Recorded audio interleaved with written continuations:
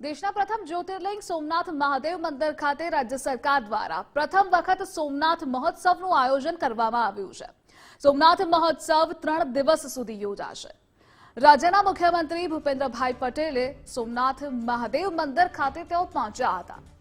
સૌપ્રથમ મુખ્યમંત્રીએ સોમનાથ મહાદેવને શીશ ઝુકાવ્યું, ત્યારબાદ સોમનાથ મહોત્સવને ખુલ્લો મૂક્યો।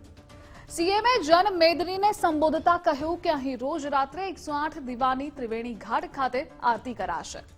પદ્મશ્રી, પદ્મભૂષણ અને પદ્મવિભૂષણ સન્માનિત ભારતીય કલાકારો દ્વારા નૃત્ય સંગીત મહોત્સવની ઉજવણી થશે। તો સોમનાથ મહાદેવ મંદિરના વિકાસ માટે બજેટમાં પણ જોગવાઈ કરવામાં આવી છે।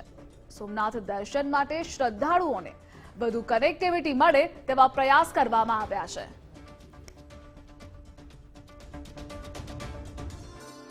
महाशिवरात्रिना पर्वनी भक्तिमय उजवणी माटे सोमनाथ खाते त्रिवेणी पासे अरब सागरना तटे भारतीय कला संस्कृति ने उजागर करतो विश्व कक्षानो सोमनाथ महोत्सव योजाई रह्यो छे।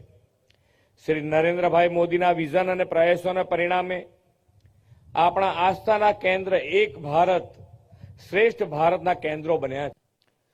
आ महोत्सव दरमियान अहीं दररोज सांजे 108 दीवानी विशेष संगम आरतीनुं पण आजे आयोजन थयुं।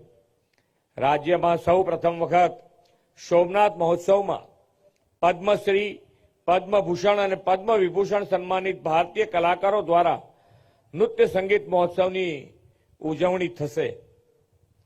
सोमनाथ दर्शनने श्रद्धाळुओए વધુ સુગમ કનેક્ટિવિટી મળે તે માટે આપણે આ વર્ષના બજેટમાં પણ જોગવાઈ કરી છે। શિવરાત્રીના પર્વ નિમિત્તે સોમનાથ મહાદેવ સાનિધ્યમાં આજે 3 દિવસનો શિવરાત્રી મહોત્સવ ની આજે શુભ શરૂઆત થઈ છે। આજે આપણા રાજ્યના મુખ્યમંત્રી લોકપ્રિય મુખ્યમંત્રી શ્રી ભૂપેન્દ્રભાઈ પટેલ સાહેબ આ કાર્યક્રમને ખુલ્લો મૂક્યો છે।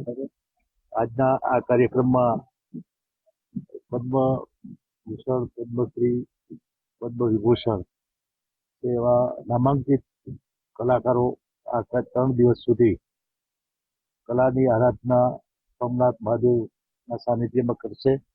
આજે ત્રિવેણી ઘાટ ખાતે મહાઆરતીનું પણ આયોજન થયું હતું। 108 દીવાની આરતી પણ કરવામાં આવી હતી। અહીંયા અલગ અલગ રીતે પ્રવાસન વિભાગ, યાત્રાધામ વિભાગ દ્વારા આજનો આ વખતનો એક અલગ રીતે ખૂબ મોટો મહોત્સવનું આયોજન કરવામાં આવ્યું છે।